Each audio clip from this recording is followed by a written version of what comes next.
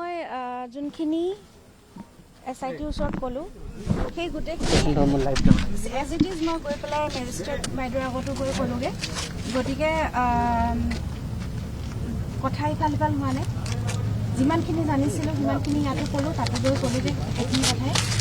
আৰু এতিয়া খালি কি ক'লোঁ বুলি আপোনালোকে নুসুধিব আৰু, কাৰণ কি সুধিলে ধৰক এতিয়া এই প্ৰচেছটো যোনটো চলি আছে জাষ্টিছৰ তাত বাধা আহে। কাৰণ তেতিয়া মানে কোৰ্টেও ধৰক বুজি পাইছে চাগে কথাটো।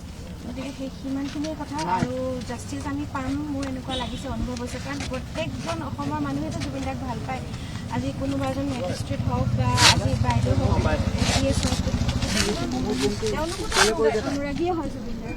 গতিকে তেওঁলোকেও জুবিন দাক ভাল পায় আৰু তেওঁলোকেও বিচাৰে জাষ্টিছ পোৱাটো। আৰু দোষীয়ে শাস্তি পাবই লাগিব। আৰু গোটেই প্ৰচেছটোৰ ওপৰত বিশ্বাস আছে, আইনী ব্যৱস্থাৰ ওপৰত বিশ্বাস আছে, SIT সকলোৰে ওপৰত বিশ্বাস আছে।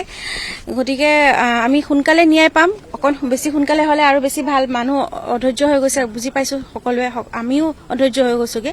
কিন্তু তেওঁলোকেও সেই ধুনীয়াকৈ এটা প্ৰচেছতে গৈ থাকিব লাগিব। কামখিনি কৰোঁতেও তেওঁলোকৰো অকণমান পটককৈ হয়তো কিবা এটা ডিচিশ্যন লৈ লওঁতে ভুল হৈ যাবও পাৰে। গতিকে লাহে লাহে গোটেইখিনি ধুনীয়াকৈ কৰি আছে। ৰাইজক এটাই আহ্বান জনাইছোঁ, অকণমান ধৈৰ্য ধৰক, আমি জাষ্টিছ পাম। আৰু দাদাৰ লগত সদায় আছোঁ, আগতেও আছিলোঁ, এতিয়াও আছোঁ। আৰু মোৰ বিশ্বাস দাদাই জাষ্টিছ পাব। আৰু